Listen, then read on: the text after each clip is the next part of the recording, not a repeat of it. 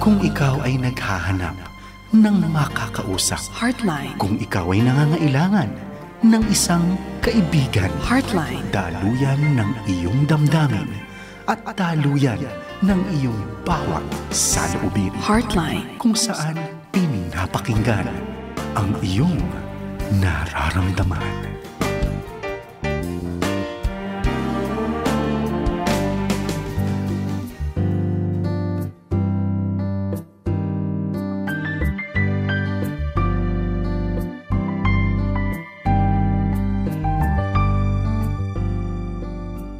Magandang gabi po sa inyo lahat. Ito po si Kuya Philo, ang inyong Coach Philo dito sa Heartline Friday Night Edition.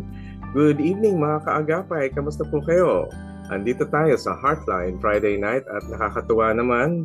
Happy ako and blessed that you people are right here with us here sa 702 DZAS, Agapay ng Sambayanan, at nasa programang Heartline na pinangungunahan ng Far East Broadcasting Corporation na siya bang nagiging minister sa atin. Thank you very much for all those of you who continually support the Far East Broadcasting Company Philippines Ministry, at tuloy-tuloy pa rin tayo sa ating mga pinamimigay na pagpapala at pagbibigay ng mga broadcast na makakatulong sa bawat isa. Kung saan dito naman sa ating programang Heartline Friday Night Edition, tayo ay patuloy pa rin napapakinggan sa Radio TV sa 702 DZAS, Agapay ng Sambayanan, at sa Facebook, kung saan mapapanood nyo rin kami sa Heartline Facebook. Ayan, sa FEBC din, and you can check it out on our links right there sa Facebook. Magandang gabi mga kaagapay, kamusta kayo? Ako ay nakasolo ngayon dahil, magandang oportunidad upang tayo ay magkaroon ng pagkakakilanlan sa bawat isa. And we don't have a guest tonight, pero I'd be very glad to do this para makatulong din sa ating mga kaagapay at mga kababayan na nakikinig sa iba't ibang panig ng mundo. Dito sa Heartline, pinakikinggan ng inyong nararamdaman at tayo ay patuloy pa namamayagpag at talagang nababroadcast sa iba't ibang lugar. So I'd like to thank you for being part of this all the time. You know, I'm so glad that you're right here with us. So mga kaagapay na nakikinig ngayon, thank you for being with us. Ay, meron na tayong mga greetings kaagad, ano? Kay Gloria Constantino, thank you very much. Amen. Kay Eufrosina Bernardino, God bless din po sa inyo. Sa ating kaibigan si Lolita Ignacio Reyes. Good evening po, Kuya Pilo, at kay Dr. Cleo watching from Quezon City. Yan. Si Ate Gloria Constantino ay forever grateful to our Heavenly Father na naandito. Siyempre, sa ating broadcast. At kay Rosalinda Boyco, thank you. Sa UAE pala kayo. So she's watching from UAE. God bless daw sa lahat. Kay Manay Crispy Hupanda. Christy, ate, kamusta? Maganda at mapagpalang gabi po sa inyo. Si Raymonda Gallardo, good evening din. Mga ka-Heartline, God bless po, watching from Hipona, Capiz. Ayan. Si Ate Rosalinda Boyco, tama po na mahalin ang mga magulang. Ayan. Tama, mahalin natin ang ating mga magulang. Ito ang kanyang sinasabi. Magandang gabi din kay Richelle Danay. Good evening, everyone, kay Ate Gloria. Okay, thank you very much for being part of this program. At doon sa inyo na nakaka-tune in ngayon sa DZAS, samahan nyo na kami, pati ng inyong mga kaibigan, mga kaagapay, mga kamag-anak, katoto, kapatid, kachokaran, ayan, kanegosyo, mga kamag-anak, kahit-bahay, o kaya yung kaaway, kagalit, ayan, pwede rin. Dahil marami tayong tatalakayin dito, mga tanong ng ating mga listeners. Kaya greetings sa iyo, Lilia Samatra Mayagma. Hello, Raycom Bondok, Lawrence Laid, Vicky Doroni, Yisab Oba, Lynn De La Halle, Rosalie Centillas, Rosemary Estolonio, Ate May Estopedo Garcia, Aaron Gacho, Jacqueline Dawadaw, Andres Mendoza, Belsi Sureta, Gloria Constantino, Lydia Corpus, Edeline Texon, Carol Gatbunton, Mary Beth Itak, Joselito Madarang, Dory Apiado, Joan Jimeno, Jai Avestruz, Nora Cancela. At syempre, greetings din doon sa ating mga kasama dyan sa Victory Fellowship dyan sa Caloocan. Hello, kamusta kayo? Kamusta ka na, Kuya Daniel Valdez? Pastor Daniel Herrera at ang kanyang asawa si Normie Herrera and ang pamilya niya kasama si Ruth. Hello, Ruth. Ruth Herrera, si Ziki Herrera, at saka si Amos Herrera. Hello, magandang gabi sa inyo. Pastor Bong Navarro dyan sa Caloocan Victory STI Group. Hello. And ang Prison Worship Team, kamusta niya? Kuya Ed Dalagan, kamusta na dyan? Okay. Kuya Dada, ayan. Si Kuya James, Kuya Jom, Kuya, lahat ng mga kuya dyan, pati ng mga ate, okay? Alam niyo na kung sino kayo. The next time, greeting ko yun, ha? Thank you very much for being part of the ministry. And salamat na marami sa lahat ng mga nakikinig dito ngayon. Kahit yung mga kasama natin sa BOI, hello, magandang gabi sa inyo. Happy listening kay Director Ryan Ramos, Jackie Eugenio, Linda Raceles, Abigail Aguas, kay Helen Casco, tsaka kay Kuya Dave Cruz. At alam niyo ba, naririnig din tayo sa Guam. Hello, Ate Vicky Dulcero Galino. Ayan, thank you very much for listening to us. Ate Claire Cartel sa California, pati si Pastor Tito Falguera and family. Hello, kamusta na po, Pastor Tito?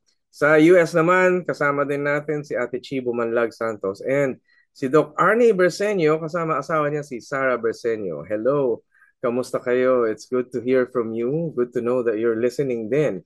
Kay Ging Katabay, kasama si asawa niya si Kuya Ferdy Katabay at ang kanilang mga anak si Ian at si Earl dyan sa Japan, sa Tokyo, uh, Tokyo Baptist Church, siyempre sa Tokyo, Japan. Thank you very much for being right there. Maski sa mga Filipino communities dyan, si Ate Malen Damian at si Ate Karen Damian, hello, magandang gabi. Kamusta po kayo? Kamusta din doon sa mga kasama natin si Ate Caroline Ruar. Caroline, kamusta ka na, Ate Caroline? She's in Canada and I'm very glad that she's right there. Kamusta na? Anong balita? Mag-guest ka sa amin ulit soon. And ang mga pinsan ko, Ate Delia, Ate Celia, Ate Elia, Ate Beth, sila Ate Monet, si Ate Maurice, yan, thank you Ate Mary. Thank you very much for listening. Pati mga Mabitakenyos dyan sa Alberta, Canada at sa iba't ibang panig pa rin. Thank you very much for listening to Heartline. Hello, kamusta ka na? May Lamera. Ano ang balita sa iyo? And thank you very much for constant support sa lahat ng ating mga nakikinig dito sa Heartline. So, kamusta kayo mga kaagapay? Anong balita sa inyo? Eto na tayo sa ating Heartline questions kasama ang ating mga kaagapay. So, ready na ba kayo? Hila-hila na ng upuan. Solo tayo ngayon pero I'll be personally answering your questions tonight. So, here, ready? Mga kaibigan, mga kapatid, it's a very, very nice privilege to be able to share with you some of the knowledge that is being given by the Lord. Ang Panginoon ay mapagpala sa ating lahat. Kaya, ang ating mga listeners na nagbigay ng mga questions, thank you. Pagpapala po yun para makalinaw din ng mabuti at magandang mga salita mula sa Panginoon. So, heto po ang ating unang question. Sabi na ating listener, paano ko po kaya pakikisamahan ang mga tiyahin ko na ang daming sinasabi sa akin kapag nakatalikod ako? Bata pa lang po, ay ako na ang least na gusto nila until now. Palagi ko naman silang tinutulungan at pinakikisamahan. Pero ganun pa din ang treatment nila sa akin. Please help. Oh, okay, ito alitang pamilya, no? Mga tiya, mga favoritism, may mga nangyayaring ganun. Pero mga kaagapay, kayo ba ay naniniwala na habang buhay ang ugali ng isang tao? Ayan, siguro meron kayong mga taong kinagagalitan o kinaiinisan. May mga taong hindi nyo type. Andun tayo sa kondisyon na parang permanente sila magiging ganun, ano? At parang bawat bagay na ating iko-conclude, bawat bagay na ating gagawin, parang nakaabang nakaangkla doon sa katangian nila. Pero hindi po ganoon, ano. Ang ating Panginoon ay patuloy na naniniwala at nagbibigay ng pagpapala sa ating lahat. Kahit kahit doon sa mataong kagalit natin. Ang kanyang pagbibigay ng pagpapala ay nagsisilbing isang paraan upang makakilala ang tao sa Panginoong Diyos. At minsan, dahil hindi nga nagpe-pay attention, hindi nakikita yung pagpapalang yun ng Diyos. Pero kailangan pa rin ng bawat isa ang pagpapalong pinagkakaloob ng Diyos sa atin. Kaya huwag kayong mag-alala, ang tao na ating kinaiinisan man o hindi man tayo komportable sa kanila, tandaan ninyo, sila rin ay magkakaroon ng pagkakataon na mabago ang kanilang buhay. Pero paano ba nagagawa yon? Hindi ito nagagawa ng isang tao lang. Halimbawa, tayo yung parang pinaka binibiktima o kaya tayo yung pinaka puntirya ang tinitira ng kanilang kalagayan, ng kanilang galit o kaya kanilang inis. Minsan hindi mo na mababago, hindi mo na magagawa ng paraan dahil desisyon yun ng isang tao, hindi naman talaga nagiging control ng kahit sino man ang magiging reaksyon ng isa o kung paano siya makitungo sa iyo. Tayo, sa ating pananaw, gusto natin sanang, kung pwedeng tsakalin, kung pwedeng kontrolin, kung pwedeng lang edikta, kung meron lang push button na ganun, na pwedeng baguhin ng isang tao, gagawin mo yun. Dahil ganun ang ating pananaw, ganun tayo pinalaki ng ating mga teknolohiya at mga current na situation. Pero don't be part of the world. Huwag tayo maging parte ng paraan ng mundo. Ang paraan ng mundo, walang pasensya, walang tiyaga, walang pakundangan, walang konsiderasyon, walang iniisip patungkol sa posibleng maging maganda sa isang tao. Ganun ang mundo. Parang may permanenteng pananaw, may permanenteng diskriminasyon sa isang tao. Ganun ang mundo. Pero wag po tayo ganun. Hindi natin pwedeng i-discrimina ang ating kapwa kahit masama pa ang kanilang ipinapakita sa atin. Hindi natin pwedeng i-discrimina na sila ay ganun lang habang buhay. Andun yung paniniwala na pwede pa rin silang magkaroon ng pagbabago ayon sa mga mabubuting ginagawa ng Diyos na pagpapalang ibinibigay sa kanila. Eto try nyo to. Kung ikaw ay pinagpala ng Panginoon, maging pagpapala ka doon sa mga tao na gumagawa ng hindi maganda sa iyo. Sa katunayan, ang isang pamilya, kapag nag-share ng good works, nag-share ng kabutihan sa bawat isa, nadidevelop yun eh. Nagagawa din ng bawat isa na maging mabuti sa kapwa niya. Unti-unti yun, tiyagaan ito.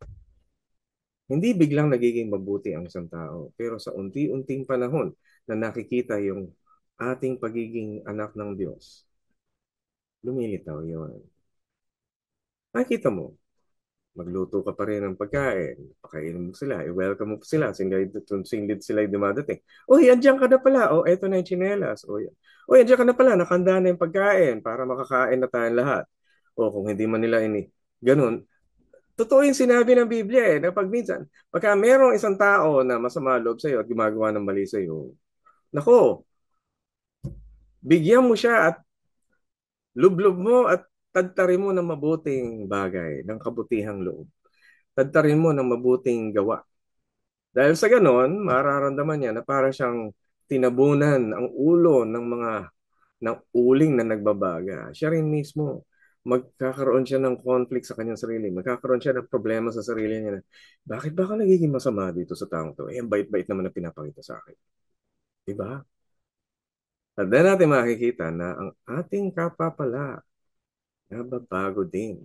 Minsan, yung pagbabagong ginagawa ng Diyos, instrumento tayo. Ikaw ba, ang tanong ko sa'yo, ikaw ba ay nakikisama dun sa mga mabubuting plano ng Diyos sa ating lahat? Yan. Yan, thank you very much sa ating listener na nagtanong, ano? At ito, isang mabagay sa mga patuloy mong gawin ay yung gawan ng kabutihan ang iyong tiya, ang iyong auntie. kahit na ba ganun siya, gawa mo pa rin ang kabutihan. Kasi maraming mga bagay ang pangit na sa mundo. Eh kung hindi pa tayo gumawa ng kabutihan, paano na? Paano na sila kung sila naman ay gumagawa ng mali? Eh, makikita nila yung resulta nun. Kawawa naman din dahil sa totoo lang, yung mga taong gumagawa ng nagba-backstab kung tawagin natin, yung tinitira ka patalikod, yung hindi ka ginagalang, maganda pakita sa'yo sa harap, pero sa likod, hindi. At doon mo makikita na mga taong ito ay mayroong conflict din. Hindi nila makakayanang humarap sa iyo ng harapan dahil hindi nila masabi kung ano yung kanilang mga gustong tunay na sabihin sa iyo. Siguro dahil puro galit ang nilalaman, alam nilang mali kung isasabihin nila o alam nilang meron silang pagkakulang, hindi nila magawang sabihin ng diretsahan. Pero isa yun sa malaking conflict. Isa sa mga pinakamalaking problema nating lahat. Kapag tayo ay hindi natin makuhang maging honest sa ating kapwa, hindi natin makuhang maging totoo at tapat sa kanila, kailangan nating makipagplastikan. Ang hirap nun, ha?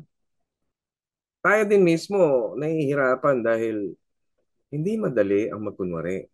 At ang ating kapwa ay hindi natin dapat pagkunwarian. Alam natin yun. Ang pagkukunwari natin sa ating kapwa ay nagsisilbing tayo din nahihipokritohan sa ating sarili dahil alam natin hindi tayo naging tapat sa ating kapwa. Kaya para sa inyo na kung kayo ay nabibiktima ng ganun, kung auntie mo man yun, kamag-anak ko man, kung sino man, huwag kang titigil sa paggawa ng kabutihan. Do not stop. Keep on doing what is right. Do not go weary in the faith. Do not go weary in doing good works. Nasa Philippians po yun.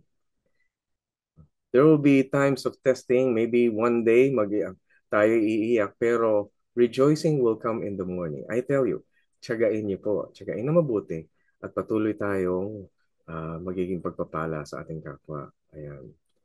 Merong mga mabibigat ang damdamin. Ano, minsan masama loob mo. Paano ka naman? Paano naman ako? Paano naman yung damdamin ko, di ba? Minsan, naitatanong din natin yon. Siyempre, alamin niyo maigi na yung damdamin natin ay hindi naman nilikha ng tao at kapwa natin. Ito ay nilikha ng Diyos at yung damdamin ito ay magsisilbi na magiging sanhi ng kabuluhan ng ating buhay. Kaya, pag sumikapan niyo na kung sa kalagitnaan na parang ikaw ay nalulungkot at masama loob mo, tandaan mo, ang Diyos, ang Panginoong Diyos, ay sumasa iyo, binabantayan ka. Ayan. May pagpapalang darating para mapagpala mo pa rin muli yung mga taong nasa paligid mo. Andito po tayo sa Heartline pa rin, Friday Night Edition. To si Kuya Pilo, Coach Pilo. At patuloy niyo po ako mapapakinggan ngayong gabing ito mula alas 9:30 hanggang alas 11 ngayong Biyernes. Wow, alam niyo ba, September na, kaya ako naka-jacket, medyo malamig na, no? At naramdaman ko yung lamig, pasok pa lang ng September 1, grabe, meron lamig. Oy, may kumakanta na ba dyan sa inyo? Whenever I see girls, ay, nako. Well, magandang gabi sa inyo. At kung ramdam na ramdam nyo ang lamig ng panahon, ayan ay dahil mayroong mga bagyo at mga monsoon rains na dumarating. But don't worry, God will give you grace and it's going to be gracious to you. Malapit na magpasko, ilang buwan na lang. September months na tayo. Thank you very much mga kaagapay. At kayo ay patuloy pa rin na andito sa Heartline Friday Night Edition. Nako, thank you very much mga kaagapay. Ano pong balita sa inyo? Pagka may mga questions kayo, dito lang, tuloy-tuloy lang din ang pagbibigay ng questions. Kaya hello, kamusta kay Rolando De Leon, Ana Dolores La Vega, Estrelita Piedad, Gabi Castrana, Zel Paniergo, Maria Ocheda, Olivia Navarro, Vanji Subido, Olivia Reynoso, Fe Martinez, Aida Palak. Hello, Ma'am Aida Palak. Ayan. Fred Lanayo, June Azcaraga, Peter Lynn Sanchez, Yoli Sahagon, Jane Magcanlas, Victoria Cabria, Liwayway Atienza, Carmen Doloriel Giral, Gary Tansuico, Jonah Parolan, Ronald Young, Lani Germar, and Teresa Lozano. Magandang gabi sa inyo. Tuloy-tuloy pa rin tayo dito sa Heartline Friday Night Edition. Ito naman po ang ating ikalawang question. Ayan. Mga kaagapay, ito relate kayo dito. Yung mga tao dyan na ikinasal na, pakinggan nyo to ha, mga may asawa. Sabi niya, Please help us. Naging may stress ang anak ko at tumagal daw ng 6 months ang relationship. Hanggang sa nalaman ng wife yung relasyon nila. Ngayon ay galit na galit sa anak ko ang wife.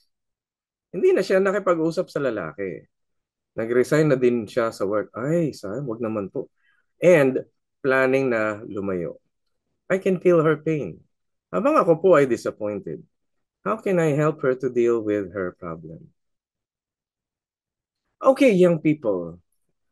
Taas kamay yung lahat dyan ng mga nalinlang na ng ibang tao. Ayan. Nako, madami-dami ako nakikitang nagtataas ng kamay dyan. Oy, mga kaagapay, alam ko kayo ay nabiktima na rin ng mga mapanlinlang na tao. Kunwari single pero hindi pala. Yung pala may asawa. E di lalo yung iba. Kunwari, walang karelasyon, yung pala meron. At madami pa. Nako, red flag yan. Pero ito lang tip lang po sa inyo, sa mga professional na nagtatrabaho. Huwag niyong isakripisyo ang inyong trabaho para doon sa taong nagkamali kayo. Nagkamali siya, nagkamali kayo. Kung sino man yung nagkamali, huwag niyong isakripisyo yung trabaho ninyo. Dahil kasi nabibigyan na kayo yung lugi, yung dehado, kayo yung nakukulangan, kayo yung nawalan. No? Kasi bakit kailangan mawalan ka ng trabaho dahil doon sa pagkakamali ng isang tao? At minsan, alam ko na dala-dala natin yung kahihiyan na yun. Pero tandaan niyo to, una, ang kahihiyan ng ating mga pagkakamali, lumilipas yan. Ang mga tao ay marunong makalimot. Yun ang kagandahan naman sa ginawa ng Diyos sa ating lahat. Nakakalimot din tayo ng mga pagkakamali ng ibang tao. Dahil dumarating yung time na kapag binless ka na ng Panginoon, matatabunan na ng blessing yung mga pangit na bagay. Lalo, yung pangit na bagay na wala namang kinalaman sa'yo. Pero kinalaman doon sa mga chinichismis mo, di ba? Hindi mo na dapat i-chismis dahil makikita mo may pagbabagong nangyayari sa isang tao. Kaya ito, tandaan nyo. Ate, kung ikaw ay mayroong pagkakamali, huwag kang sasama ang loob, magpakumbaba, at magsimulang magbago. Hindi kailangan isakripisyo ang trabaho. Sana hindi man sinakripisyo. Pero sakali namang na nag-resign ka na, mababawi yan at mabibigyan ng Panginoon ang pagbawi ng iyong mga pangangailangan. Okay? Ayan. At nanay, kung kayo yung nanay ng taong ito, huwag niyong ikondena. Maraming mapanlinlang sa mundo ngayon. Hindi dapat. Sa totoo lang, galit ang Diyos sa ganitong panlilinlang, sa ganitong mali. Hindi gusto ito ng Panginoon. Sa ating lahat na nakikinig, sa ating lahat sa buong bansa, hindi pa akin ng Diyos na magkasamaan tayo ng loob, magkasakitan. Ayaw ng Diyos na manakit ka ng iyong kapwa. Kaya papanagutan mo yan kapag ikaw ay dumating dun sa punto na maaalala at ipapaalala ng Diyos sa iyo yung sakit na idinulot mo sa iyong kapwa. Sana lang pagka nangyari yun, kaya mo pang humingi ng tawad. Kaya mo pang magbago at makabawi. Pero pag dumating yun at hindi ka na makakabawi, as in, nasa deathbed ka na, ikaw ay malapit ng mamatay, wala ka na magagawa para makabawi o makapaghingi man lang ng tawad. Kahit magpahingi ka ng tawad sa Diyos, paano ka mapapatawad samantalang yung taong ginawan mo ng masama, makikita mo doon sa kapiling ng Diyos. Maalala din ng Diyos. At sa totoo lang, at sa simula pa lang, umpisa pa lang ng Biblia, siniwalat na sa Genesis, mapapansin nyo, kung anong sinabi ng Diyos kay Cain, nung kanyang sinabihan, tinanong ng Diyos si Cain na, Uy, Cain, nasaan ang anak mo? Nasaan ang kapatid mo si Abel? Sabi ni Cain, malay ko. Ako ba ang tagapagtago? Ako ba tagapangalaga ng aking kapatid na si Abel? Ang sagot ng Diyos, hindi mo alam na ang dugo ng iyong kapatid na si Abel ay humihiyaw dito sa langit. Isa sa mga pinaka-importanting bagay kapag ikaw ay gumawa ng masama sa iyong kapwa, yung kanyang damdamin, pinahahalagahan din ng Diyos. Mababasa niyo sa buong Biblia, maraming pagkakataong pinahalagahan ng Diyos ang damdamin ng kanyang mga anak. Lahat ng mga tao na nananalig at talagang nananampalataya sa kanya. Pinakikinggan iyon. Paano ka kung ikaw ay may atraso? dun sa anak ng Panginoon, paano ka makakabawi?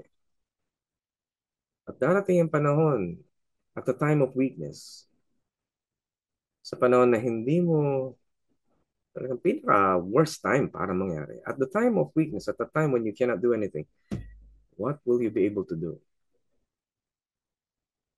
Mahirap mahingi ng tawad doon.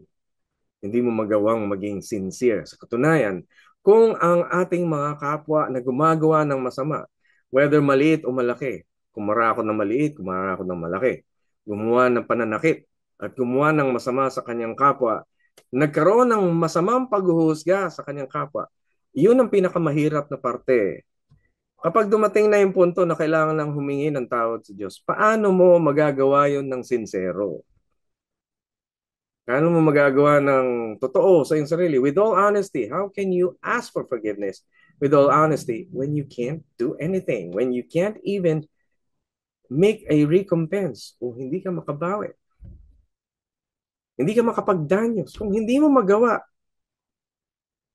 ginagawa mo lang yun. Makapag-sorry ka lang sa Diyos sa pamagitan ng takot. Pero wala kang kumpiyansa sa sarili mo na nagagawa mo ng tunay at tapat at totoo ang paghingi ng tawad. Kasi balot na balot ka ng takot. Dahil alam mo, wala kang magawa, wala kang kamuhang-muhang kung paano makabawi at paano maipakitang tunay at totoo ang iyong pagsisisi. Yun ang mabigat. Para sa magulang po na siyang naging listener natin, nanay, huwag niyong ikondena ang inyong anak. Masakit na nga eh. Nawalan na siya ng trabaho, nawalan siya ng karelasyon, siya pa yung sinisisi.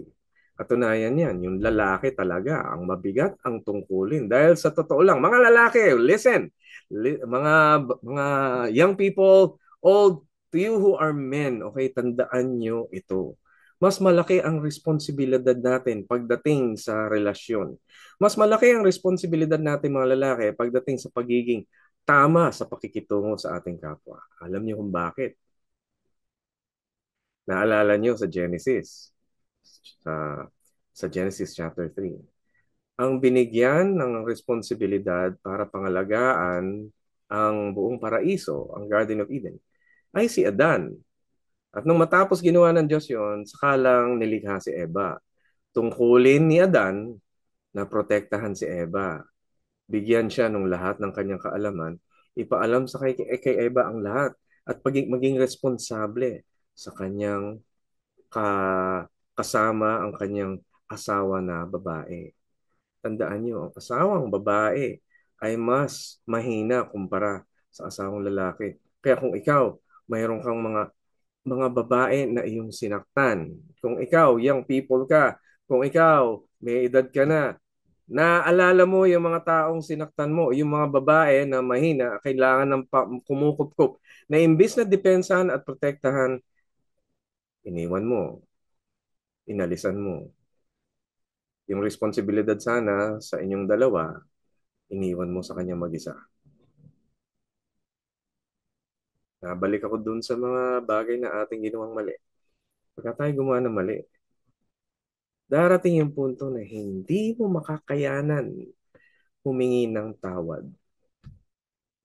Magagawa mo lang yun kung ikaw ay punong-puno ng takot. Pero hindi mo magagawa ng may pananampalataya dahil hindi mo alam kung paano makabawi. Hindi mo alam kung totoo kang nagsasalita ng tapat. Mahirap magsalita ng tapat. At mahirap din magkaroon ng pananampalataya kung alam mo, kaharap mo ng isang tao, hindi mo pwedeng lokohin. Sa mga kapatid natin, sa mga kaagapay natin na nakikinig ngayon, kung ikaw ay mayroong mga atraso kung kanino man, ngayon pa lang dito sa mundo, pagsisihan mo na. Kung may kailangan kang bayaran, bayaran mo na. Kung may kailangan kang danyos na ibigay, danyosan mo na. Kung mayroon kang dapat bayaran, kung ikukulong, kung krimen ang iyong ginawa, mas maganda na dito sa lupa ay pinagbayaran mo na. Dahil magiging paraan yon upang sabihin mong, uy, Totoo, tunay at tapat ang paghingi ng tawad na ginawa ko. Tunay at tapat ang pagbabago na aking ginawa para maging mapabuti ang aking sarili, pati yung aking mga naatraso o yung nabiktima. Kailangan maging tunay at tapat ka at magagawa mo yon kung ikaw mismo sa iyong sarili na kumbinsi mo na ikaw din mismo ay kumilos ng kabutihan. Pero kung hindi mo magawa, paano kung naubusan ka na ng oras at hindi mo magawa ang mabuti para makabawi? Paano na yun? Paano mo masasabing totoo ka sa harapan ng Diyos na humihingi ng tawad? Pagka kunwari, tinanong sa'yo, anong ginawa mo dun sa taong nasaktan mo? Anong ginawa mo dun sa taong na biktima mo? Anong ginawa mo dun sa tao na matagal mo nang hindi binigyan ng pangangailangan niya? Eh, obligasyon mo yun. Anong ginawa mo? Paano mo sasabihin, humingi ka ng tawad? At maaaring ang konsepto natin, pagka humingi ka ng tawad, papatawarin ka na, lubos na. Hindi ganun. Pero may pagkakataon binibigay sa atin ng Panginoon. Bawat isa sa atin, bagamat meron tayong mga kasalanan, kung hindi man natin mabalikan yung ating mga taong dapat hingan ng tawad, yung mga kulang, hindi natin mabayaran ang kulang tayo, madaling nadali kung mayroong tunay na pagbabago ang isang tao. Pero paano malalamang tunay ka nagbago? Pang-araw-araw na gawain yun. May mga taong hindi kayang bumalik doon sa kanilang mga naatraso. Pero nagbagong buhay at sa kanilang pagbabagong buhay, nakakabawi sila sa pagtugon sa mga kailangan ng ibang tao, pagiging mabuti sa kapwa, nagbigay ng blessing. At sa kanilang buhay, makikita mo, nagbago talaga. Katulad nung ginawa ni Sakeo, na nung siya ay nalaman niya, may atraso siya. Kusa niyang sinabing, papalitan at babalikan niya kung sino man ang kanya nadaya. Si Sakeo, yung taong maliit na umakyat ng puno ng sikamora, yun, yung sycamore tree. Itong si Sakeo, na alam niya na meron siyang mga nadayan tayo, sabi niya, kung sino man nanadaya ko, babalikan ko, babayaran ko 4 na beses ang halaga. 4 times. Nung meron siyang kakayahan, alam niya na meron siyang dapat gawin. Ayun na, nasa batas yun. Ano? Sa batas ay dapat doblehin niya kung ano yung atraso. Pero hinigitan pa niya, ginawa niyang 4 times. 2 times 2 ang kanyang ginawa.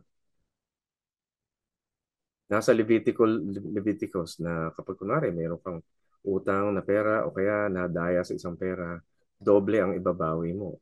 Pero ang ginawa ni Sakeo, 4 na beses pa ang kanyang ginawa.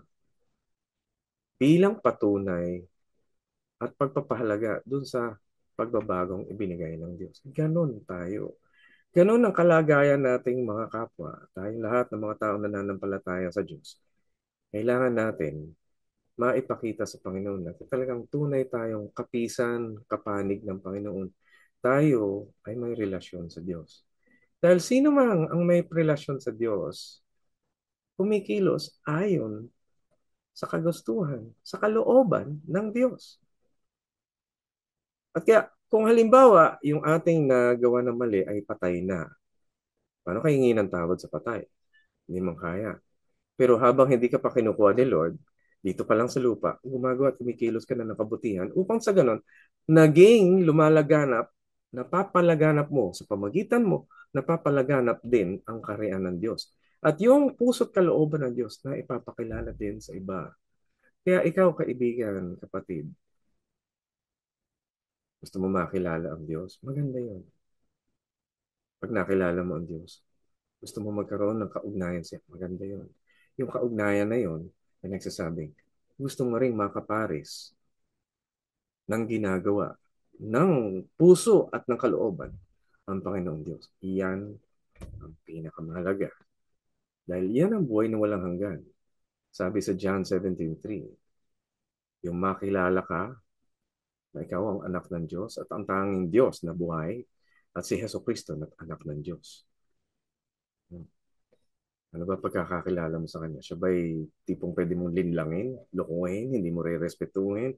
O wala lang, andyan lang siya, dyan lang siya sa gilid, sa kanto, pero tuloy ka lang sa iyong ginagawa, mali o tama, hindi mo siya nire-recognize.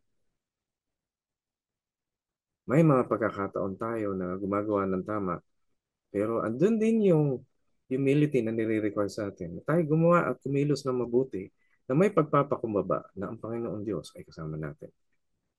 Tuloy-tuloy po tayo dito pa rin sa Heartline Friday Night Edition, 7:02 DZAS.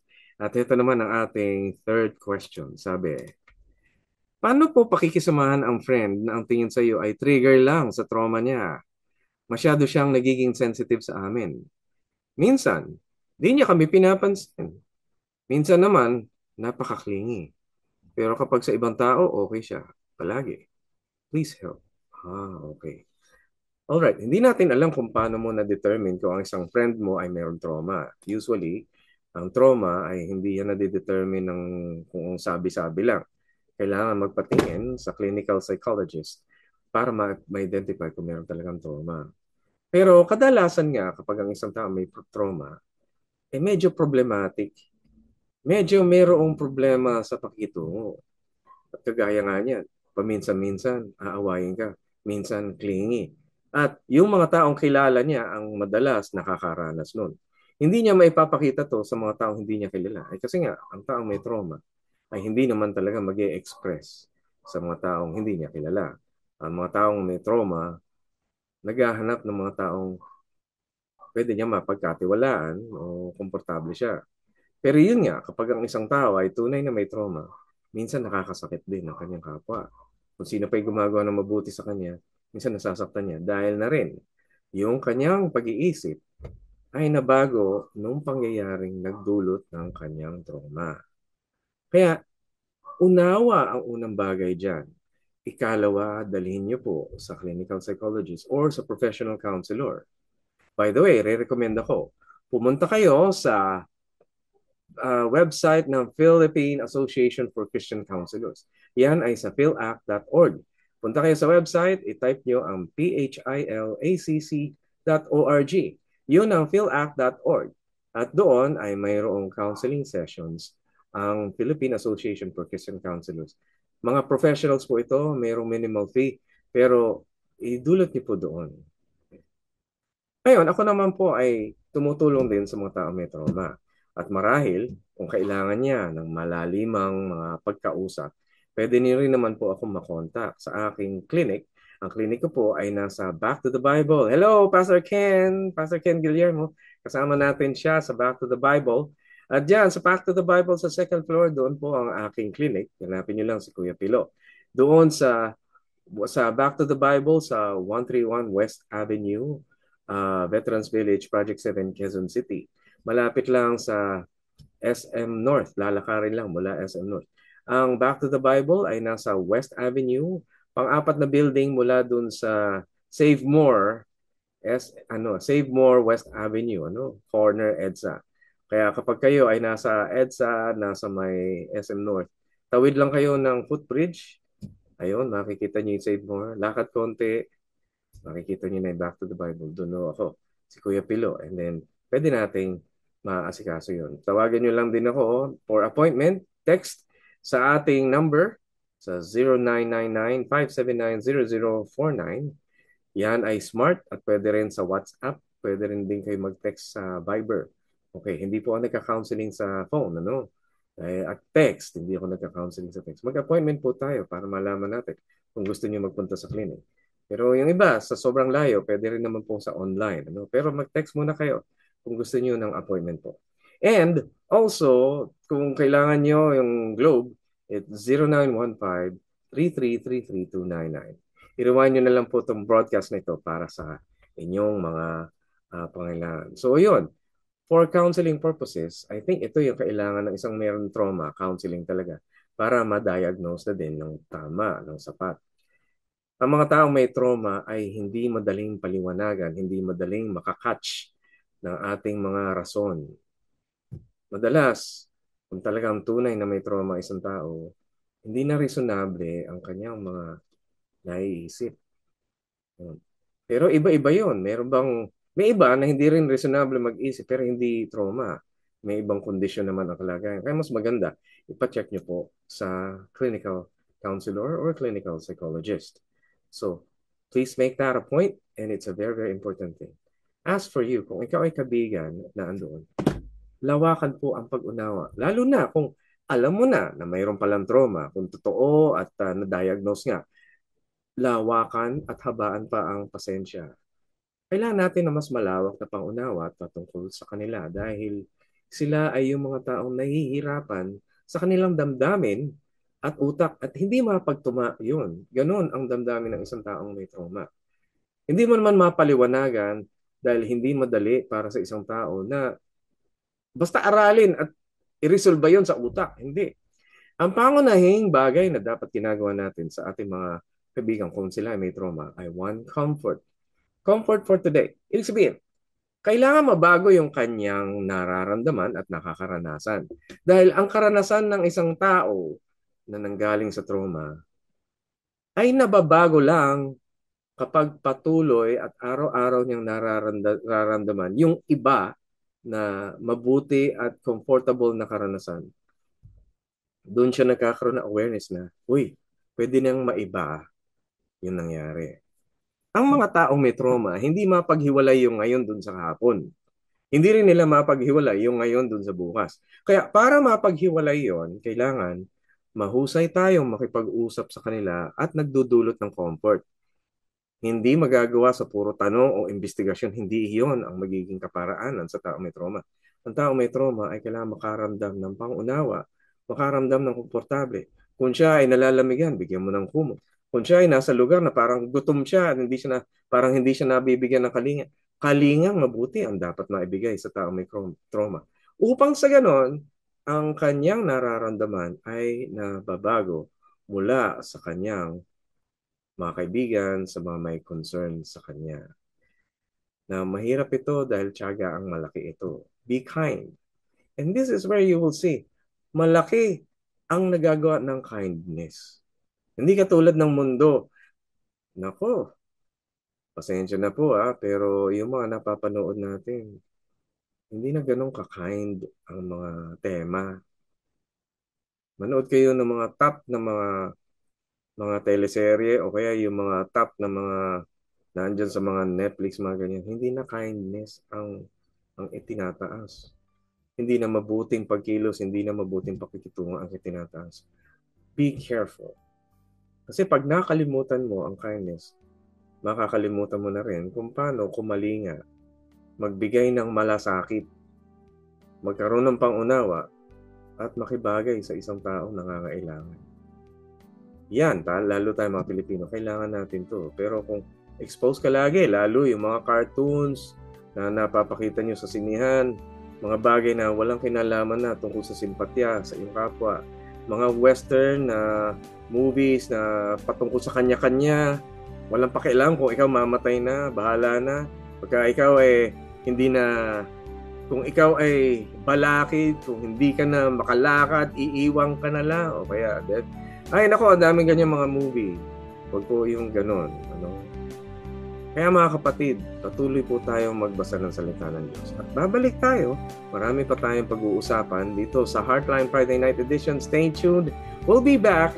And stay on our dial sa 702 DZAS. Agapay na Sambayan. We'll be right back.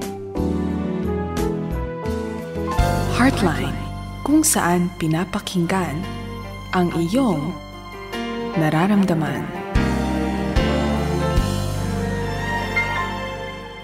Sumasayang papawid mula sa Maynila. Ito ang Far East Broadcasting Company Philippines. FEBC. Himpilang 702 DZAS. Agapay ng Sambayanan. Kasapi sa KBP, kapisanan ng mga broadcaster ng Pilipinas. Heartline, kung saan pinapakinggan ang iyong nararamdaman.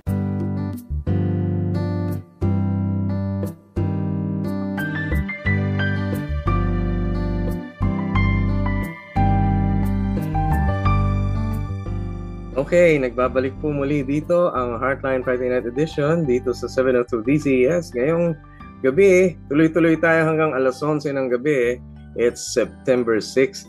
Talagang ramdam na ang Pasko kaagad, pero malayo pa. Ayan.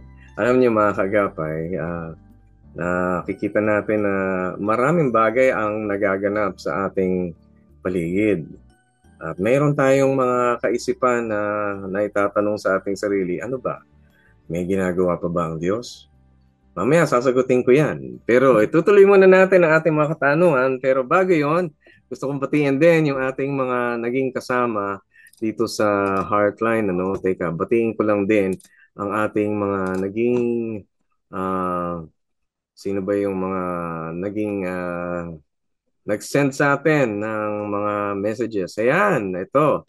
Sila Emma Villanueva, si Rowena Lubong, kamusta kayo? Joseph Galacio, Lilia Nava, Castor Troy, Joe Oveliano, Roman Inocencio, hello po. Soriano Edwin, Edmond Garcia, Janet Serengo, Nympha Britannia, Rosalie Ramos, Cherry Cadelina, Virgilio Valenzuela, Roy Rodriguez Rohel, Perlita Novelo, hi ate.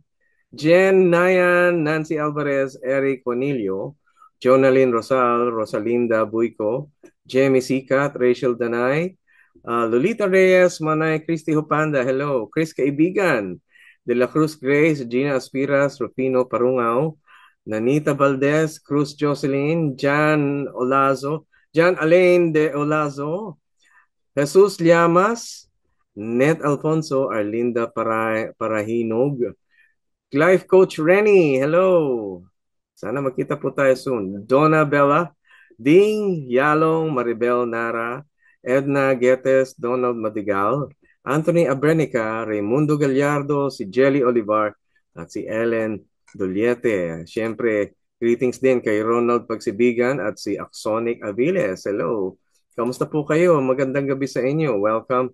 Always, constantly, we thank you for being part of this group. At greetings din sa ating mga kaibigan sa US, si Monde, tsaka si Shanine Bernal. Kasama kanilang anak na si Isabel. Ayan, kamusta kayo? Kuya Shane Dignadice, kamusta na po? Magandang gabi dyan sa Grace Bible Church. Kuya Delio Marasigan, mga kapatid, mga kaibigan dyan, mga tropa. Si Kuya Enzo, si pareng si August. Pareng August, kamusta? Kuya Monde, si Kuya Momon, si Kuya Kevin. Ayan, sa Grace Bible Church. Pastor Carlos Avesteros, kamusta po kayo? Sa lahat ng mga taga Caloocan Bible Church dyan sa 10th Avenue, si Brother Roman, si Kuya Ephraim. Ayan, tsaka mga kapatiran. Good evening sa inyo, Ate Edgar and Ate Rose Enoveso, dyan sa Kingdom of Saudi Arabia, KSA. Or is it United Arab Emirates yata? UAE, sorry. Kasama si Ephraim tsaka si Erica Enoveso, ang kanilang anak, at yung apo nilang si Caleb. Ayan. Good evening din, Pastor Resty Cadyong, tsaka Ate Stephanie Cadyong. And Resene, how are you, Resene Cadyong? And Rejoice, how are you doing? Kamusta ho dyan sa Olonga po? Happy listening to you at na marami ako nababalitang maganda patungkol sa inyo. Thank you very much. And of course, good evening kila Pastora Faithy Santiago dyan sa Puso Ministry. Hello po, kamusta sa Life Giver? Magandang gabi sa inyo lahat.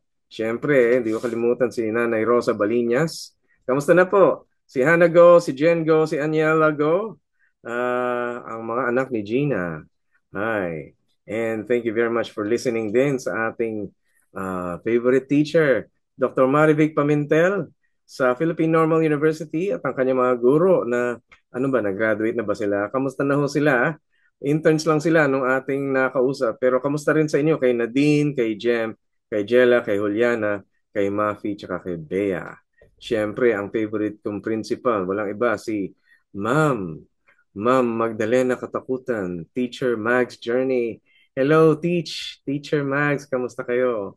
Ayan, kamusta po kayo? Tsaka sa mga teachers natin dyan sa Learning Journey Child Growth Center dito sa Malabon. Hello, good to hear from you. Sana po magkausap tayo very soon. Thank you very much for being with us. Siyempre, kay Ate Tess, kamusta din? Kay Ate Marie, o sino ba? Ano ba? Ate Rose, Mary, Roseanne, Lumanog, yan. Pati si paring, ano na pangalan ng asawa mo? Ako, nakalimutan ko. Nako, dumadamay na ang ating senior years. Yeah, ano ba yan? Pero don't worry, the Lord is good pa rin sa atin. Ano? Patuloy tayo sa ating programa dito sa Heartline 702 kung saan pinakikinggan ang inyong nararamdaman. Sabi ng ating next listener, magandang gabi po. Currently, nag-struggle po ako sa aking emotional well-being. Paano ko po ba ma-overcome kapag hindi makontrol ang emosyon ko? Kapag nalulungkot ako, sobra akong down at nag-isolate. Kapag galit ako, napapasigaw talaga ako sa galit. I don't know. Di ko po maintindihan. Please help po. Ayan. Oh, okay. Alam nyo, mayroong time noon na ang mga Pilipino diretsuhang makipag-usap. Ibig sabihin, naalala niyo ba noon, walang masyadong gadgets, wala pang internet. Ang paboritong gawin ng mga tao ay maghuntahan, magkwentuhan, punta sa kapitbahay, kwento dito, kwento doon. Nakakaganda at nakakaayos yun sa ating pangkalooban. Kasi ang mga tao na nag-uusap, ang tuloy-tuloy na nakikipag-usap sa bawat isa, yun ay mentally healthy. Yun na-express ang damdamin, na-express ang kaisipan, napapalawig, lalo na kung magandang usapan, as in, merong sense yung usapan. Hindi yung usapang chismis na siraan o kaya usapan na galit-galit dito. Lahat ng negatibo lumilitaw. Dati, yung mga tao, lalo na yung mga lola natin, tsaka yung mga nauna dyan na bandang 1940s, 1950s, 1960s, yung mga tao, nag-uusap-usap talaga. At yun yung pinakamasayang ginagawa, walang distraction. Pero nung pumasok na yung internet tsaka yung mga Facebook na ganyan, natuto nang magsarili ang mga tao. Natuto nang hindi makipag-usap sa kapwa, nakikipag contact na lang, diretsahan, formal communications, nung una, formal communications sa chat. Later on, pati galit at sama ng loob na ando na. At pagtataka kayo, bakit ganun? Bakit lumitaw na yung mga galit at sama ng loob nung hindi na tayo nag-uusap ng diretsahan? Ayun nga, kasi hindi nare-resolba yung damdamin. Kaya heto, ngayon sa panahon na ito, mayroon tayong mga taong hindi nakikipag-usap sa kapwa at akala natin nakabuti yun. The more ka nag-isolate, ito kapatid, kung ikaw yung nagsulat nito, mas nag-isolate ka, mas nakakasama. Dahil ang pag-isolate ay hindi ka nagkakaroon ng interaction.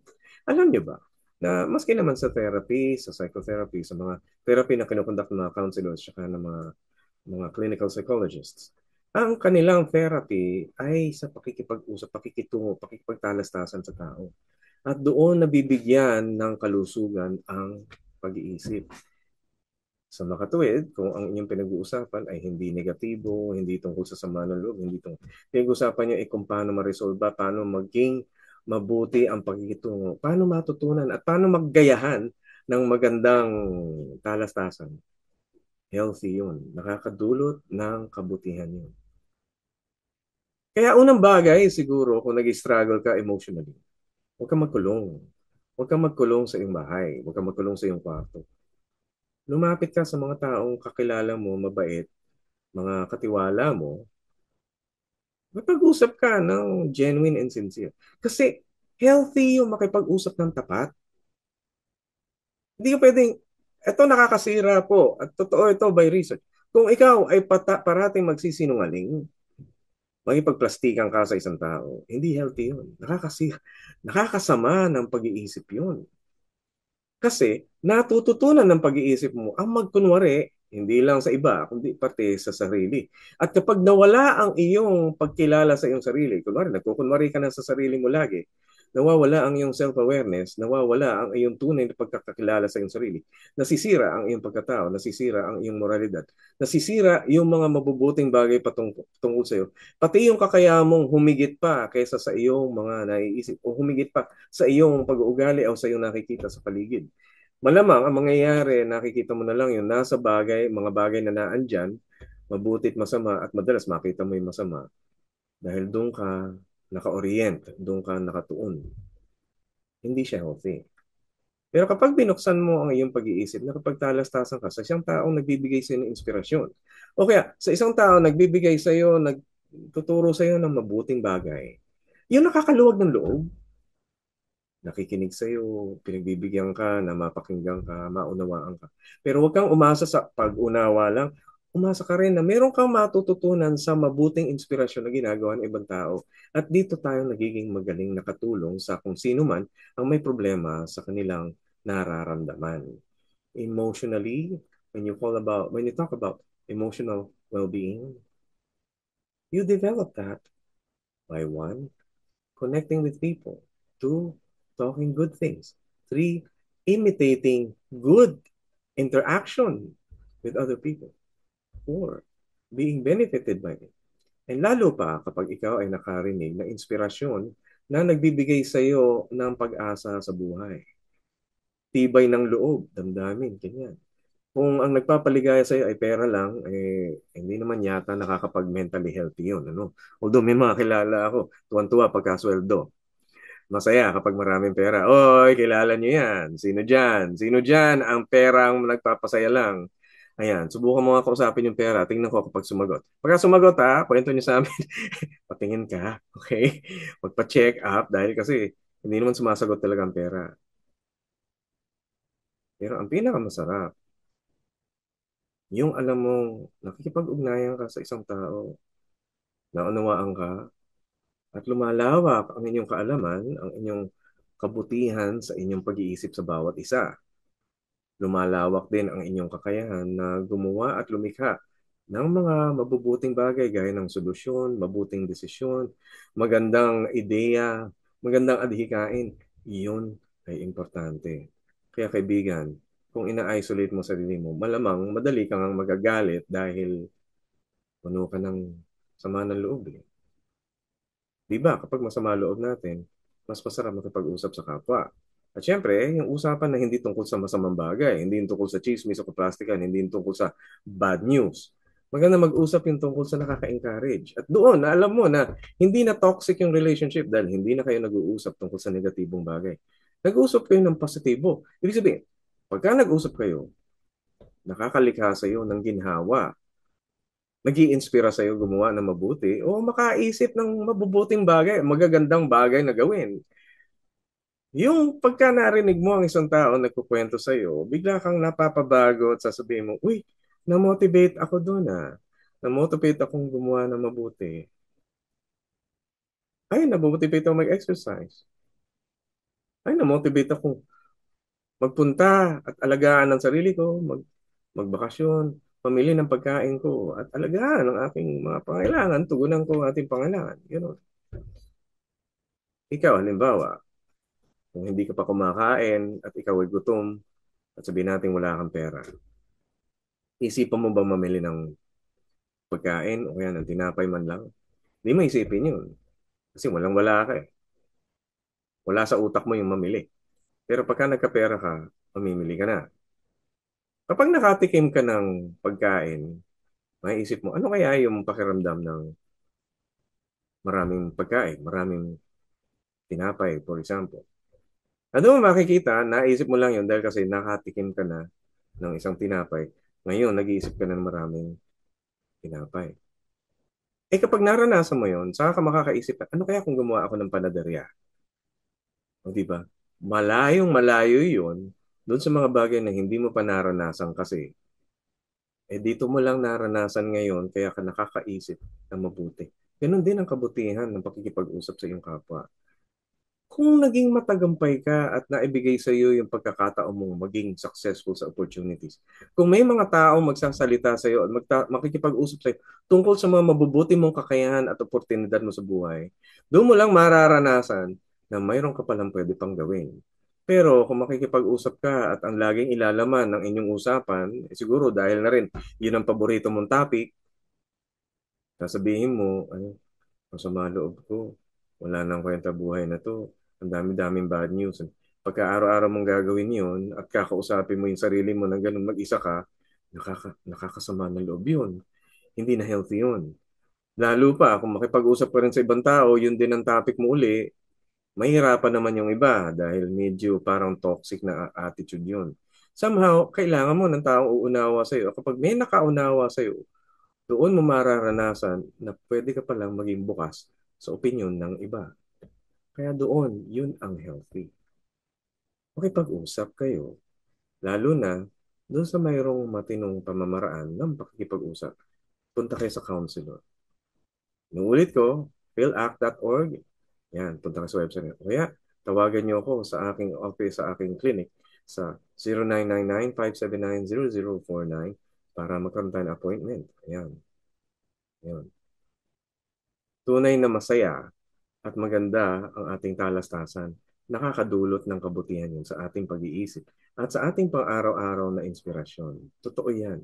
Kaya maganda rin ang magbasa ng salita ng Diyos. Dahil ang salita ng Diyos, wala kang negatibo makukuha dyan. Bukod doon, may mga pangako at mabuting igagawa ay dudulot sa iyo. Ngayon, marami tayong mga katanungan tungkol sa mga bagay na nangyari na parang hindi yata maganda.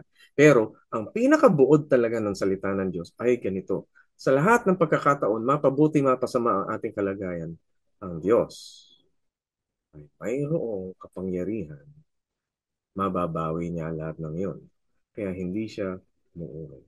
Kanina na itanong sa inyo, bakit nangyayari ang pangit? Bakit daming mga masasakit na nagaganap? Ito, yung listener natin. Ito, tanong niya. May masakit pong nangyari sa akin 1 year ago. Akala ko po, okay na ako. And tanggap ko na yung nangyari, pero minsan po, nakakaramdam ako ng lungkot at bigat kapag naalala ko yung nangyari. Am I really healed po?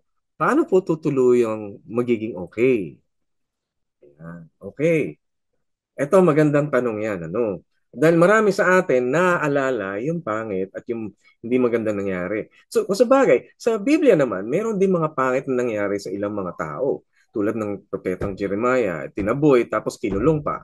Hindi lang naman siya. Si Joseph, yung anak ni Jacob, kinulong din. Tinapon pa nga sa balon, pinagkaisa ng kanyang mga kapatid. Ang sasama, di ba? At meron din mga pangit na nangyari. Si Kristo mismo, ay siya rin, ay ipinako sa krus. Masamang bagay. At masasabi natin parang ang pangit. Galing sa Biblia, ang pangit. Pero tandaan niyo ito. Isang bagay, ito yung unang ebidensya na nagpapakita na mayroong ginagawa ang Diyos para sa lahat ng iyon at hindi siya uurong. Number one, mayroong panahon.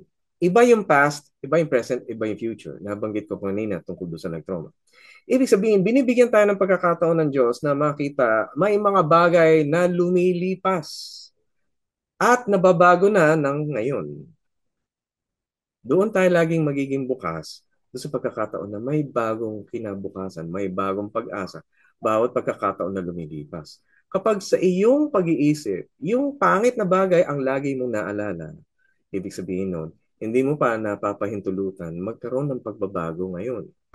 Samantalang, bawat araw na lumilipas, mayroon paunti-unti na naiiba upang sa ganun, maka-recover tayo. So yung una, pagbabago. Yung ikalawa, mayroong healing na ating dapat ipahintulot. Yung kamay natin, halimbawa, na sugatan, paano mo i-heal yan? Siyempre, ititigil mong gamitin muna. Lalagyan mo ng benda, lalagyan mong gamot, at hindi mo gagamitin. Siguro, lalagyan mo ng parang splint na ganyan. Pagpatuloy mo lang, nagagamitin, nakasabit lang dyan sa may balikat mo, hindi mo ginagalaw, dahil inaantay mo ito'y gumaling, maghinom. Doon pumapasok yung ating pagtsatsaga, pagiging patient, doon pumapasok yung ating pag-aantay na gumaling. Pero kung naiinip ka, gagamitin mo na, hindi pa magaling ginamit mo na, edi lalo lumala, lalo lang nasaktan, lalo nasugutan, lalo ka lang nahirapan. Kailangan mo pahintulot na may paggaling na nangyayari. At heto ang pinakamaganda doon. Ang paggaling, hindi tayo gumagawa nun. Diyos ang gumagawa nun. Siguro, yung gamot, napapabilis, napapalinis lang. Pero yung paggaling, hindi mo mapapabilis, hindi mo mapapabagal. Ang Diyos lang talaga ang nakakagawa nun. Patunay na kahit ano nangyari sa iyo, lumilipas yun. Ang paggaling ay nangyayari, humihigit pa kaysa dun sa nakaraan. Bigyan mo pagkakataon na iba ka na ngayon. Iba na. Iba na yung sitwasyon ngayon. Iba na ang araw ito. Pwede nang mabuhay nang hindi kailangan maapektuhan ng nakaraan na yun. Pero kung ito'y napakasakit sa iyo, minsan sobrang sakit, nakikita mo na itong katayuan mo ngayon, epekto ng mga pangit na nangyari yun. Pero dito papasok yung pagiging tapat ng Diyos, yung faithfulness ng Panginoon. Ang Panginoon, unti-unti patuloy siyang nagiging constant hanggang sa maghilom ka, hanggang sa gumaling ka. Lilipas yun at pahintulutan mo na lumipas lahat ng mga pangit na epekto. Halimbawa, meron kang napautang noon, na swindle ka, na loko ka ng mga 150 million, hindi naman siguro 150 million, siguro 150,000, ano. Medyo bubunuin mo ng taon yun. Pero pagka nakalampas ka na doon sa taon na yun, papayamang ka na. Dahil nagawa mong madisiplina yung sarili mo na magbayad na ng mga bagay na pagka nakabayad ka na, yayamang ka na. Kita mo yun. Makikita mo na minsan yung mga pangit na nangyayari sa ating buhay ay oportunidad upang maging mas higit at mas maganda ang ating kalagayan. Naging mas matibay, mas matatag, at doon ka hindi nawalan ng tibay ng loob. Nasubukan mo na. Naranasan mo. Kaya mag-iisip ka na ngayon ng mas mabuting bagay pa na pwedeng maganap sa'yo higit pa kaysa sa dati mong mga pagkakamali. Ikaw ay magiging matagumpay. At totoo ito. Lahat tayo, kapag naranasan mong makatikim ng tagumpay, hindi ka na mag-iisip na ikaw ay talunan. Pag naranasan mong ikaw ay nakakuha ng pangailangan mo, wari nakakuha ng pagkain para ikaw mabusog, hindi ka na mag-iisip na gugutumin ka na lang lagi all the time at merong hindi ka makakatugon. Andun, pagka naranasan mo makatagumpay kang nakakatugon sa iyong pangailangan, alam mo na pwede pang mangyari ulit-ulit yun. At pag naranasan mo na itong lahat ng bagay na ito na mabuting nangyayari sa iyo ay galing sa Diyos na hindi nagmamaliw, Diyos na tunay na patat, dakila, Diyos na hindi nagkakaroon ng pagkukulang. Patuloy yun. At heto ang pinakamaganda sa lahat. Bagamat nakakaranas tayo ng sakit, pangit na mga pangyayari, hindi umuurong ang Diyos. Hindi umuurong ang Diyos doon sa mga bagay na ganun. Bakit? Dahil ang tibay at kakayahan ng Diyos ay higit pa kaysa doon sa ating mga sakit at sama at pasakit. All the pain and the suffering that we have, God will not back out from that. A, God is not a coward for Him to back out from all those difficulties. Pinakita ni Kristo yun, hindi siya duwag. Ano man yung bagay na nais na sana niyang iwasan, pero not His will, but the will of the Lord. Hindi siya duwag. Sinagupa niya ang mga dagok ng buhay. Tayo din, hinihiling ng Diyos na sumagupa sa mga dagok ng buhay. Bakit? Bakit kaya? Kasi nais niyang Panginoon na malaman ang kalooban niya. Ang kalooban niya ay hindi duwag. Kailangan bilang isang tao na may relasyon sa Diyos, hindi tayo magiging duwag. Ang kalooban niya ay mayroong pag-asa sa buhay. Hindi siya nasisira ng mga pangit na nagaganap. Tuloy lang din siya. Ganun ang kalooban ng Diyos na nais siyang ipakita sa atin. Gayahin din natin ang kalooban niya. Ang kanya. Tayong mga Pilipino, mas lalo natin naintindihan ito dahil alam natin kung ano yung konsepto ng loob. Ayan. Yung panloob na pagkatao. Ayun. Ang Diyos ay mayroong panloob na pagka-Diyos. Kailangan makilala siya. At pag nakita mo yung kalooban niya, alam mo, mayroong uri ng Diyos. Mayroon siyang uri ng pagka-Diyos na tayo ay gusto niyang isama sa kanyang magiging matapang, matibay ang loob, hindi natitinag, malakas at may pagpapala. Lalo't higit pa ito, ang kalooban ng Diyos ay pag-ibig. Hindi nasisira ng kahit ano.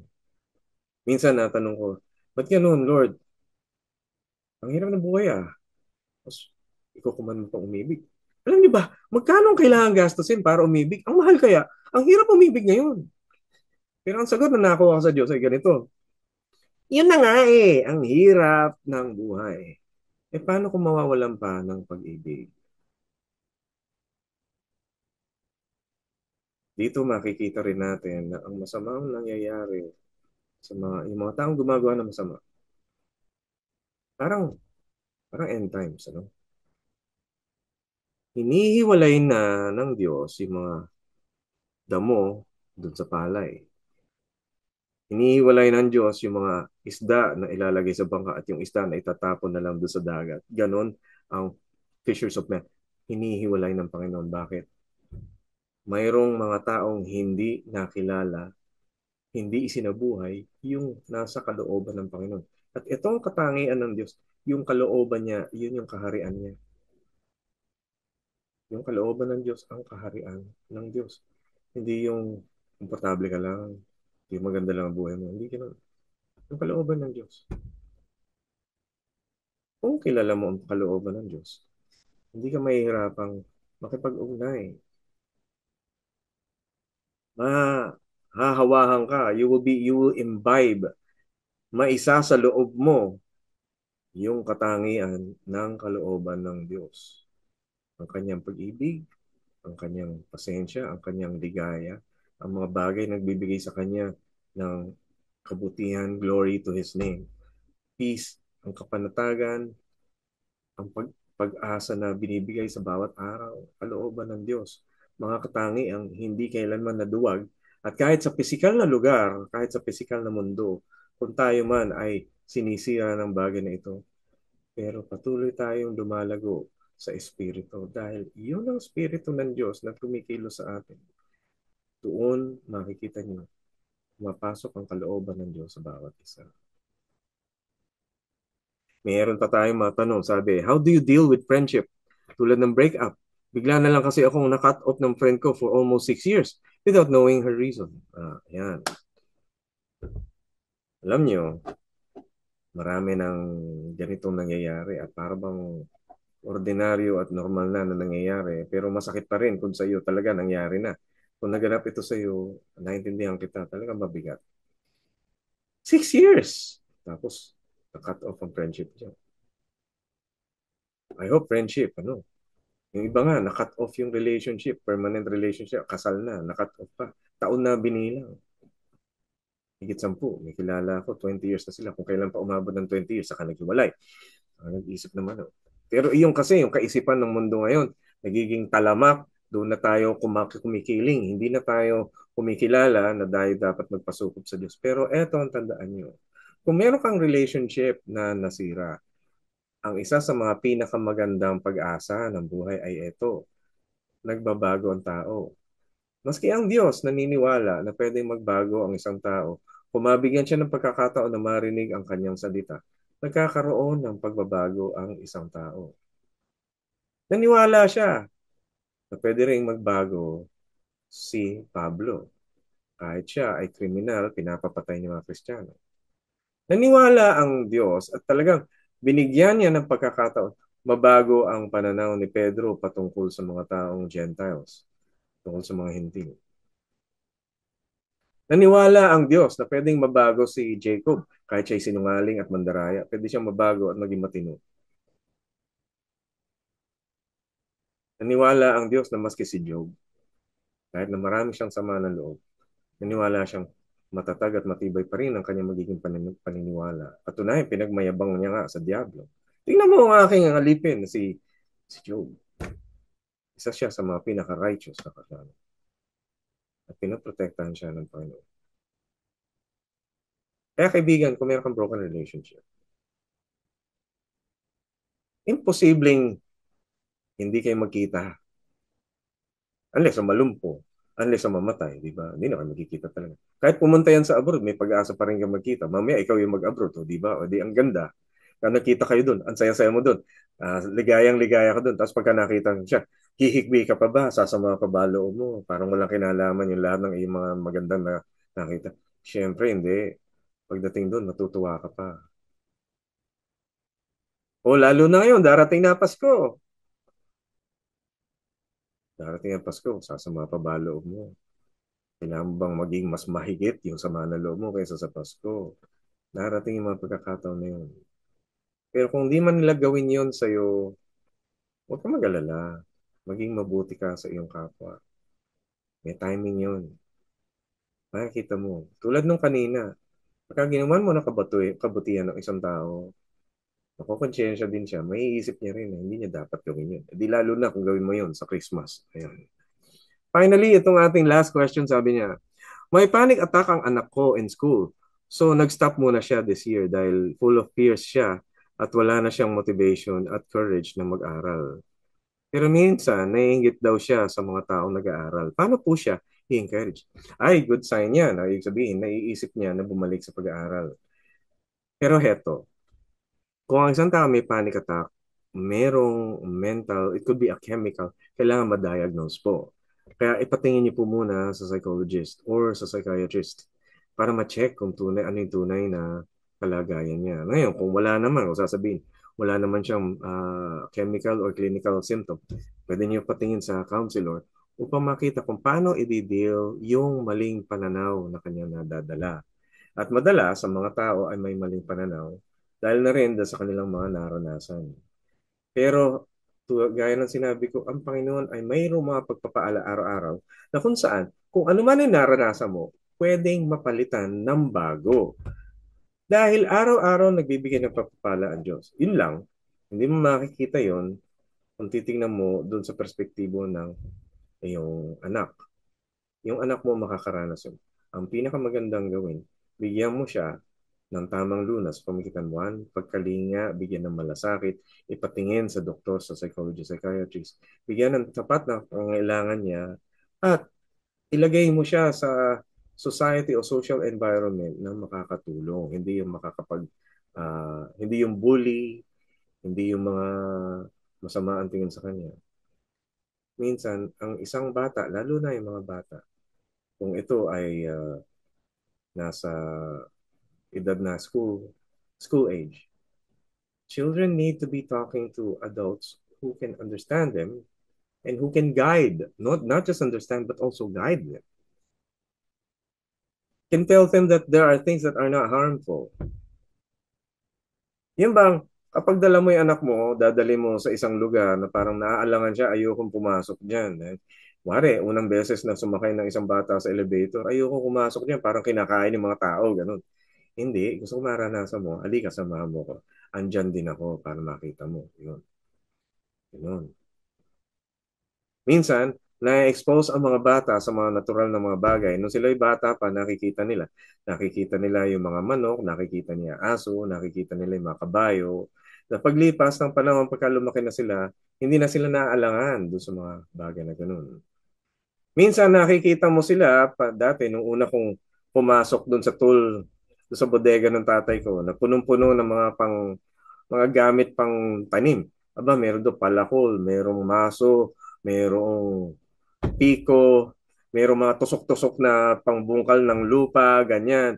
Eh nakakatakot talaga nung bata ako. Pero kasama ko tatay ko, ipinasok niya ako sa bodega, kumuha siya ng ilang mga bagay doon. Tapos nakita niya rin ako, niyaya niya ako labas at doon kami nagbungkal ng lupa na ituro niya sa akin yun. Hindi na ako, nung lumaki ako, hindi na ako takot. Pamilyar na ako sa mga bagay niya. At alam ko na kung para saan yun. Ganon din ang mga bata na kailangan ng paggabay. Gawin yung pamilyar sa ating anak ang kabutihan. Pero kung ang bata, pamilyar sa mga galit, mura dyan sa bahay, masasamang ugali, masamang pinakita, sigawan, batuhan, gulpihan, suntukan, sampalan, yun ang magiging pamilyar sa lahat. Alam nilang mali yun dahil hindi maganda ang karanasan na yun. Mga kapatid, mga anak natin ay isa sa mga pinakamagandang biyaya ng Diyos. At sila din, kahit paano, nabakita natin, ano yung pamantayan na mabuti. Tingnan niyo yung mga bata. Pagka masaya sila sa piling mo, alam mong nasunod mo yung pamantayan ng mabuting kapwa.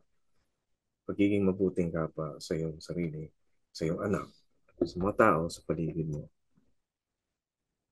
Ngayon, papanalangin ko po kayo at nawa po ay maging pagpapala sa inyo ito. Aming Panginoon Diyos, sa maraming pagkakataon kami ay mayroong mga agam-agam, sarili naming mga worries. And we know that there are people right here who are not able to just simply understand who you are. Mayroong mga complications, mayroong mga hinaing, mayroong mga daing sa puso para makilala ka. Pero Panginoon, ipakilala mo po sarili mo upang maipakita na kayo ay Diyos. Hindi kayo naduduwag sa anumang hirap. Maski nga kamatayan, hindi kayo maatras. Hindi lalo pa kami. Kayong nauna naman kayo sa aming lahat. Sa mga nararanasan namin, alam namin may mga pangit na nagaganap din sa aming sarili. At kami rin mismo nabibiktima ng mga bagay na hindi maganda. Mga pangit na nagagawa rin pa, sadya o hindi. Idulog mo po, Panginoon. Katulad ninyo, hindi kami nawawala ng pag-asa. Katulad ninyo, hindi kami nawawalan ng tiwala na mayroong mabuting pwedeng maganap. At kayo ang may hawak ng panahon. Hindi namin mababago ang itinugon nyo na, ang pinagkaloob nyo na. Nung umpisa pa ay pinlano nyo na matatapos at mangyayari yung mabuting plano ninyo sa aming buhay. Dahil kayo ay Diyos, hindi kayo papayag na mapahiya ang inyong pangalan. Hindi kayo papayag na hindi maganap yung mabuting pakay nyo sa bawat isa sa amin. Kaya purihin ka, Panginoon. Sumasampalataya kami. Maging Panginoon, tagapagligtas. Tunay na Diyos na aming buhay. Kayo po, O Diyos. Kapatid, bigyan mong pagkakataon na ang Diyos ay kumilos sa iyo. Ibig sabihin, sundin mo yung inspirasyon niya. Sundin mo yung mga bagay na nagagawa niya. Panghawakan mo yung katiwa-tiwala sa Kanya. Dahil napaka trustworthy ng Diyos kung papahintulot mo lang. Kapatid, thank you very much for being there. I will leave you with this one very special verse, sabi sa Bible. At nais kong maging bagay na maalala nyo. Sabi dun sa Biblia, sa Awit 121, ang sabi, doon sa mga burol ako'y napatingin. Sasaklolo sa akin ay saan manggagaling? Ang hangad kong tulong kay Yahweh nagmumula, sa Diyos na lumikha ng langit at lupa. Di niya ako hayaang mabuwal. Siya ay di matutulog. Ako'y babantayan. Ang tagapagtanggol ng bayang Israel, hindi natutulog at palaging gising. Si Yahweh ang ating tagapag-ingat, laging nasa piling upang magsanggalang. Di ka maano sa init ng araw, kung gabi ay di ka sasaktan ng buwan. Si Yahweh ang siyang sa iyo'y mag-iingat. Sa mga panganib, ikay ililigtas. Si Yahweh ang siyang sa iyo'y mag-iingat, saan man naroon, ikay iingatan, di ka maano, kahit na kailan. At ito ay may katotohanan. Pagka nanood ka naman ng news, sasabihin mo, parang kasinungalingan naman ito. Pero gusto kong igarantiya sa inyo ito. Ang tagumpay ng nais ng Diyos ay higit pa kaysa sa tagumpay ng kasamaan. Ulitin ko, ang tagumpay ng Diyos, ang nais niya, ang kabutihan niya, lahat, ay higit pa kaysa sa tagumpay ng kasamaan. Ito, tandaan nyo, magtatagumpay ang kasamaan. Pero iyon lang ay magiging paraan upang sila ay mahusgahan. Pag nagtagumpay ka sa iyong kasamaan, alam mong paghuhusga ang kasunod dyan. Pero ang magtagumpay sa nais ng Diyos, ang mayroon ay kaligtasan at buhay na walang hanggan. Ito po si Kuya Pilo Laharca, ang inyong Coach Pilo. Patuloy po tayo maririnig sa radyo sa 702 DZAS mula alas 9 ng gabi hanggang alas 11 tuwing Biyernes. Ako po makakasama ninyo. Pero doon sa mga kasama natin sa Heartline, tuloy-tuloy po yan mula Lunes hanggang Sabado, 9 p.m. up to 9:30 p.m. until 11 p.m. At syempre, gusto kong pasalamatan ang mga kaagapay natin na nagpapatuloy sa ating pag-broadcast. Sila, agapay natin sa Bukaw Transmitter Site, si Prodtech Nat Peralta, Reggie Villena, Jonathan Reyes, Benjo Masura, Benjo Morano, at RTV team, sila Aileen Valdez, Wen Balatukan, Angelica Kalayag, Bong Chica, Jabez Manico, Engineer on Duty, Angelo Menor, and JB Tabua. Pati ang PA natin si Ate Kayla Escalante. Naku, magandang gabi sa inyong lahat. Thank you very much for being with us. And see you again next Friday. God bless sa inyong lahat mula sa aming lahat sa FEBC at sa Heartline. Tayo po ay miyembro ng Kapisanan ng mga Broadcasters ng Pilipinas. See you next time. God bless po.